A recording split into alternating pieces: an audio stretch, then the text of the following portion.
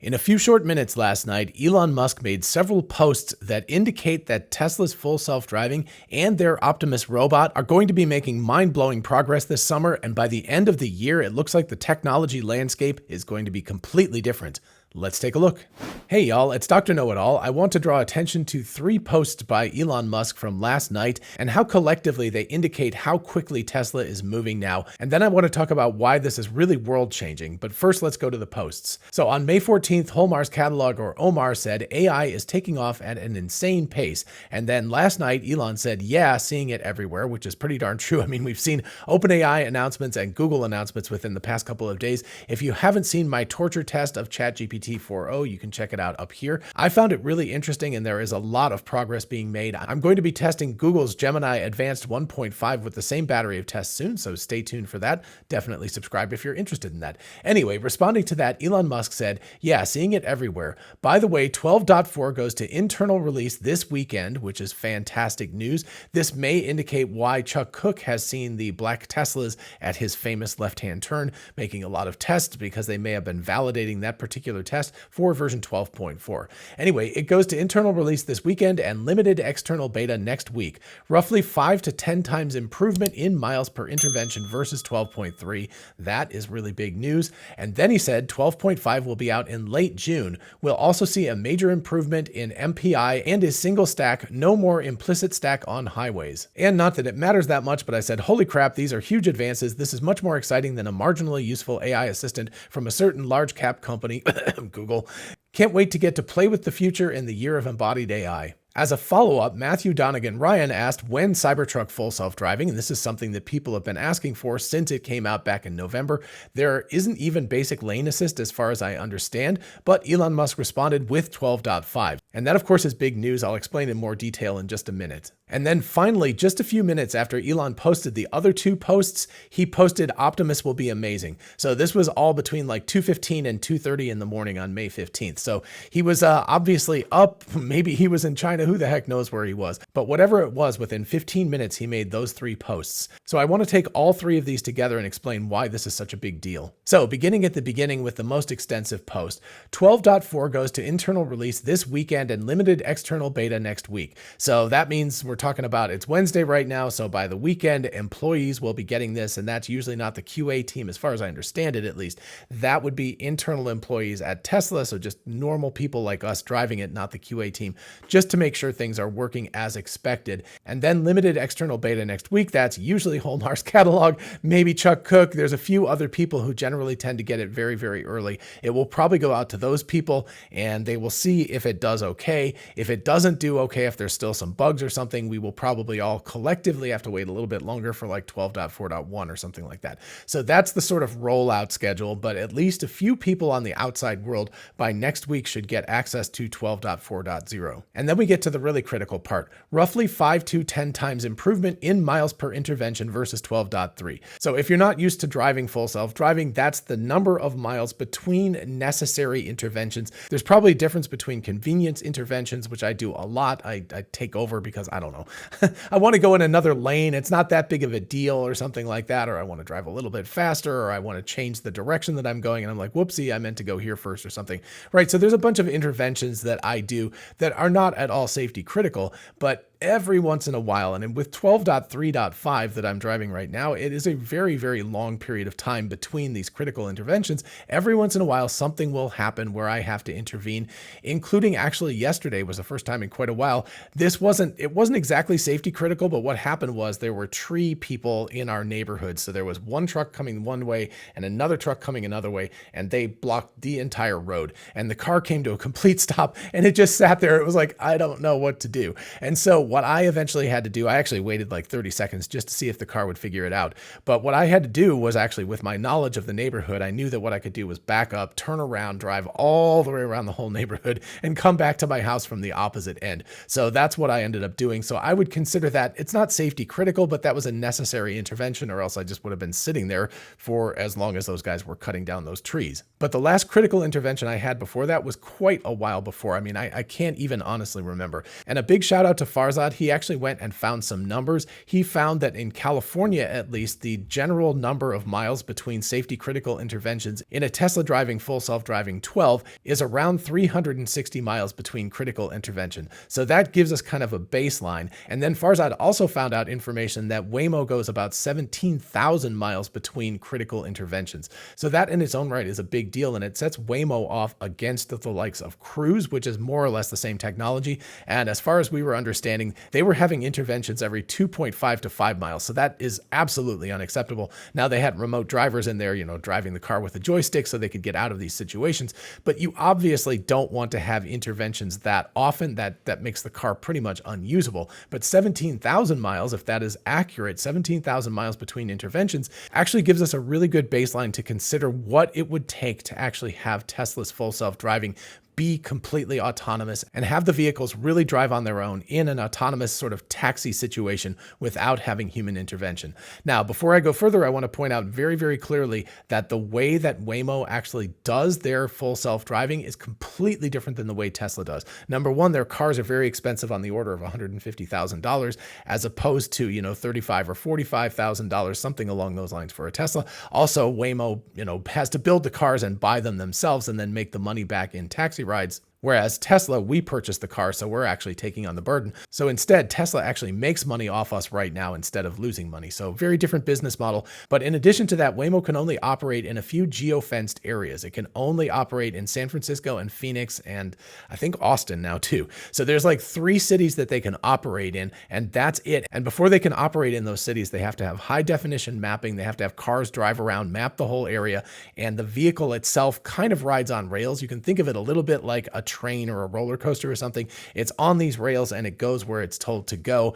And as far as I know, I think that they still can't even drive on the highway yet. So I might be behind in my information, but as of the last I knew, they couldn't even drive on highways. They could only go in cities, so they couldn't go at high speeds as well. And so Tesla has a completely different model here. Yes, apparently, according to the data that Farzad was able to find, they have about 2 orders of magnitude, more interventions than Waymo does, but the vehicles are driving in a completely unstructured environment using only cameras and without high definition mapping. They're figuring it out as they go. And that means that once Tesla gets to the kind of scale of on the order of 17,000 miles per critical intervention, the cars will be able to do that all around the United States and Canada. And from the evidence we've seen also in Europe and also in China, thank you to China for allowing Tesla to apparently be able to do full self-driving testing in China.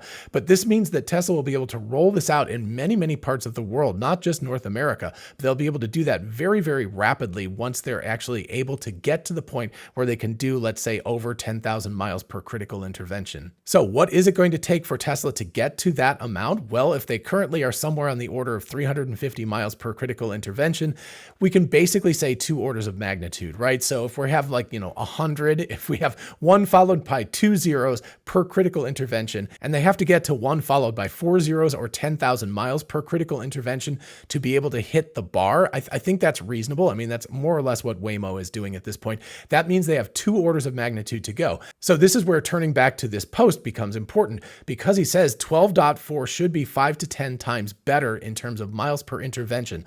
So if it's 5 times, that would go from, on the order of 300 to like 1,500 miles. If it's on the order of 10 times, we're going from 300 miles to 3,000 miles. So that would make an entire order of magnitude. That's a whole 10, right? So that is a very, very big jump. We're not making like teeny weeny little changes. It's like, 10% better than the last version. We're talking 500% or 1,000% better than the last version in terms of miles per intervention. And then if 12.5 is another stair step that's like 5x to 10x better than 12.4 was, we could very, very rapidly get to that 10,000 miles per critical intervention. Now, if we go a little more conservative and say 5x and 5x or something like that, then we'll probably need 12.6 or 12.7, and that could take us well into September, October, into that time range. But given how rapidly Tesla is rolling out these improvements, I still think we'll get to that 10,000 miles per critical intervention by the end of 2024. And that means that they just need to have regulatory approval. And if they can do that, that is, again, it's all over the country. It's all over the United States and Canada as well, although I don't think it operates quite as well up there. But at least in the United States, and especially in cities that are friendly to robotaxis, which definitely includes San Francisco and Phoenix and Austin. That means that Tesla should be able to apply, if they have the data that they can drive approximately the same as Waymo in terms of number of miles driven per intervention, they should be allowed to operate these vehicles autonomously. Now, maybe they won't roll out the Cybercab or robo-taxi fleet just yet, but they could at least allow us consumers that have full self-driving to get behind the wheel and not have to touch the wheel and not have to pay attention. That would be a gigantic step change. And I think, people talk about version 12 of full self-driving being the ChatGPT moment for Tesla. I don't think it's quite gotten there yet because it hasn't really reached the zeitgeist of the general population. We in the know, of course, know that Tesla's full self-driving is amazing and that 12 is really, really amazing. But I don't think the general populace knows yet. But the second that Tesla or we can broadcast to the world that you can get behind the wheel and not pay attention, or you can even get in the passenger seat and really not pay attention, the second we get to that point, I think that's the real ChatGPT moment. That's the moment that the general public wakes up and goes, holy crap, what is really going on here? That is absolutely amazing. And again, with the rapidity and the magnitude of improvement for each version of full self-driving that's going on right now, it looks like we could get there sometime between the end of the summer and the end of this year of 2024. And either one of those is really amazing. All right, so now let's move on to the other posts that Elon did. The first one is when Cybertruck full self-driving with 12.5. 12.5 probably coming at the end of June, maybe early July, looking at timing and stuff like that. Maybe a little bit earlier if they're successful, but I have a feeling they'll do a number of iterations of 12.4. So, 12.4.1, 2, 3, 4, 5, something along those lines, something like what we saw with 12.3 to refine that and then go back and retrain 12.5 to get even better. But remember that Elon and Ashok and other people have basically told us that they have a 3 to 6 month window of being able to see how good full self-driving is going to be in that range. So they're probably already doing initial trainings of 12.6 and maybe even 12.7 at this point. So they've got a window into how things are going to look a long ways into the future. And of course, this is evidenced when Elon Musk responds about full self-driving for the Cybertruck with 12.5. That means that he knows that that version already has the data stream from the Cybertrucks. It also means that you don't need that many of the Cybertrucks on the road to be able to fine-tune the model and make it work with the Cybertruck, because we're probably on the order of 5 or 10,000 Cybertrucks out in the wild at this point. So that's not all that many compared to how many Model 3s, Model Ys, etc. are out there and how many miles they've collected. So this is actually excellent news. This means, number one, that they can go with a very, very different form factor because the Cybertruck is much, much larger and also has different cameras than the Model 3, Model Y, Model S, etc. But also it means that they're able to train on a relative scarcity of data to fine-tune for new models. And that is actually huge news. That means that they're going to be able to move much more quickly. And it actually gives me confidence about the entire stack and how well it's doing. And on that note, flipping back to the original post here, we'll see major improvement in MPI and is single stack, no more implicit stack on the highways. So this is part of the reason why the Cybertruck is able to drive on full self-driving 12.5 and is not able to do it on 12.3 at this point, because we're going to be moving away from the multi-stack thing. So basically version 12 of the software runs on city streets, on back roads, things like that. But when it goes onto the highway, it switches back to version 11, more or less, of the full self-driving software. And that is a very, very different control system. It's got a whole bunch of heuristic code, 300,000 plus lines of heuristic code that do the planning, the control, etc. All of that stuff is going to be stripped away finally in version 12.5. And so the whole thing is going to be single stack. That's also probably going to help version 12.5 to be much more efficient, because right now they have to have kind of two systems. They have to have version 12 of the software and version 11 of the software kind of crammed into memory. At least I'm guessing that. And they have to trade off when it goes on the highway. And you can actually see that when it goes from max speed is auto to max speed gets set to a miles per hour. And that usually happens right after the entrance onto the highway. They do a trade-off and then version 11 of the software takes over.